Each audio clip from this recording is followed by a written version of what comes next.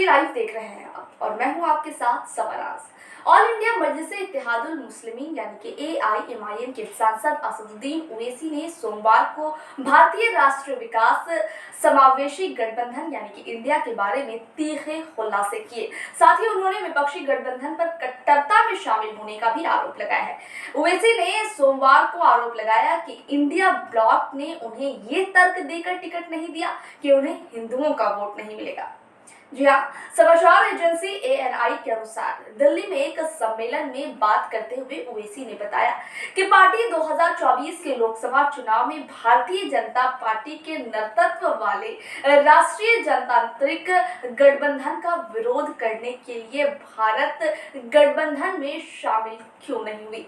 इस पर बोलते हुए असदुद्दीन ओवैसी ने कहा कि हम इंडिया अलायंस में नहीं हैं और मुझे इसकी परवाह भी नहीं है, वहां दम घुटेगा। वे अपनी विचारधारा पर बीजेपी के खिलाफ क्यों नहीं खड़े हो रहे हैं, इस पर भी उन्होंने कहा कि अगर वे हमें टिकट देंगे तो उन्हें हिंदुओं का वोट नहीं मिलेगा। आखिर उन्होंने ऐसा क्यों कहा, ये सवाल आपके मन में होगा। जी हाँ, उन्होंने कहा कि यह मैं खुलेआम कह रहा हूँ, ये बंद दरवाजों के पीछे कहते हैं। उन्होंने कहा कि राहुल गांधी अमेठी में हार गए लेकिन वायनाड में जीत गए। असदुद्दीन ओवैसी ने वहां चुनाव नहीं लड़ा, वहां मेरी बीजेपी के साथ कोई डील नहीं हुई। वे वायनाड से जीते क्योंकि वहां मुस्लिम लीग है।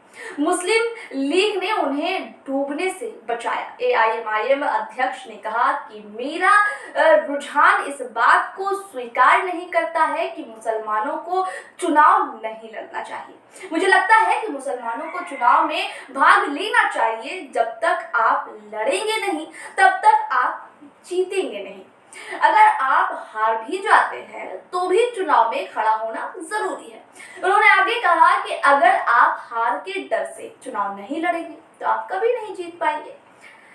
जीतने से पहले आपको 2 या 3 बार हारना जरूरी है, उससे आपको आपकी ताकत का अंदाजा भी होगा। मुसलमानों के खिलाफ सांप्रदायिक राजनीति 1950 से ही चली आ रही है। इसकी शुरुआत 2014 में नहीं हुई थी। मुसलमानों के लिए माहौल शुरू से ही खराब रहा है। ये तमाम बातें असदुद्दीन ओवैसी ने कही। इस दौरान उन्होंने न केवल भाजपा पर बल्कि इंडिया गठबंधन पर भी जमकर हमला किया, जमकर निशाना साधा।